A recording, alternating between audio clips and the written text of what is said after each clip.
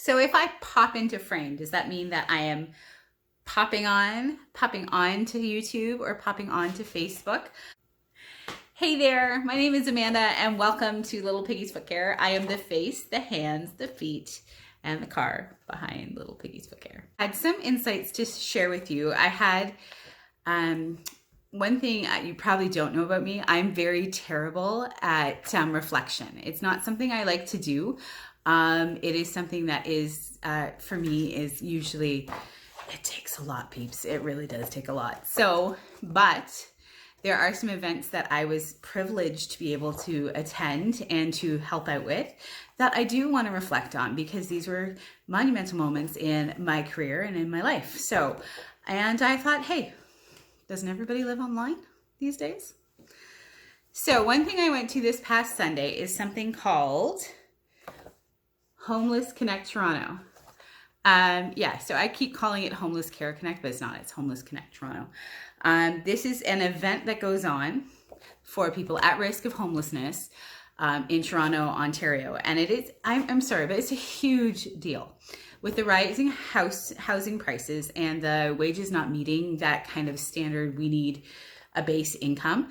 There is a lot of people who are at more risk for homelessness and low-income houses. And I don't think it should ever be, like personally, for me, I don't think we should ever have to choose between food and rent. Let that sink in for a bit. Yeah.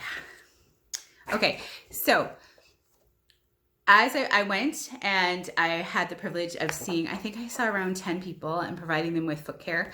It doesn't seem like much, but for me, that was, it's huge. It's what I do. It's what I'm good at. And, but I got to meet 10 new people. And this event saw 1,000 people. They were able to provide things like backpacks and hygiene kits, coats, haircuts, manicures, foot care, all sorts of things. There were like 95 services they could access, and I didn't even get close to 10. But anyway, they had a lot of things that they could get. And I think this is huge. The City of Toronto is part of it. I got to meet the board. You guys are awesome. And thank you so much for the certificate. It makes it all worthwhile. And yeah, I had the greatest time, and I would go back every year, and I just might go back every year. But there was a big reason why this kind of thing all came about. So I've lived my whole life in healthcare, to be honest. My whole working life, I went from being a dietary aide in a retirement home and worked up the ranks. I worked in group homes, and I worked for home care. I worked in hospitals. I worked in, you name it, I probably worked in it. And I got to 30 a while ago. I got to 30 and realized that I had spent half of my life in some aspect of home, in some aspect of healthcare. And that gives me a little bit of a different perspective than maybe some other people. Now, I've been a registered nurse for 11 years now, and I've just recently kind of gone out on my own, which is not something that typically is suggested or is encouraged, and that's okay. I like to break the mold. So when I was thinking of this, I had said to my husband, I said, you know what? Why was this such a monumental event for my life? Aside from having to get up at 6:30 in the morning, and peeps, I am not a morning person, and travel down to volunteer. Like, why was this so big? And I thought of it, and I thought, to me, this is the epitome of nursing. It's everything all wrapped into one.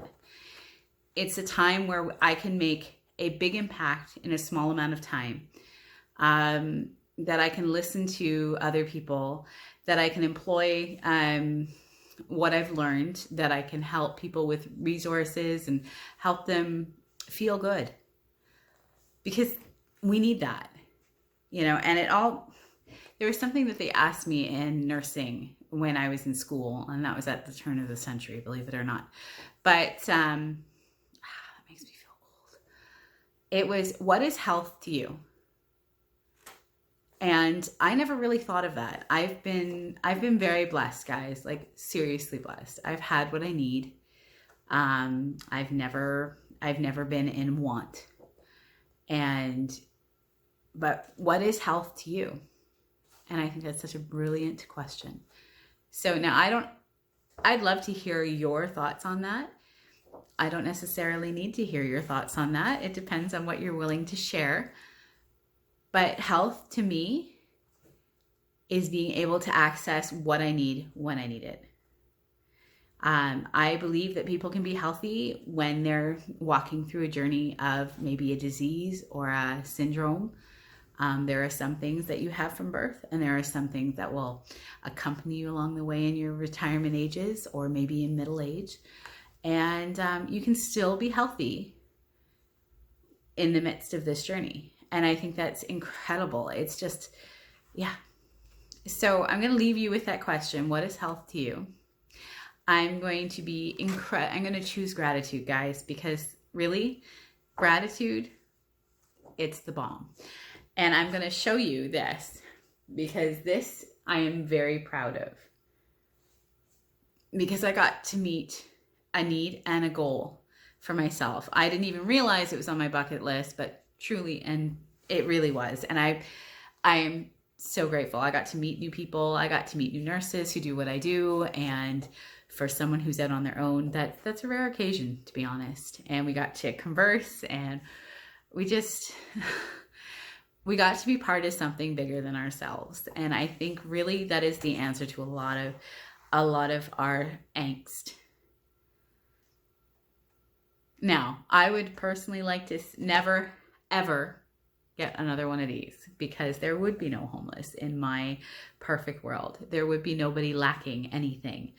And that we could all get what we needed when we needed it, and that housing prices were fair, and there would be more than enough places to go when you needed help. But I don't run the world, and if I did, it'd be a whole different place.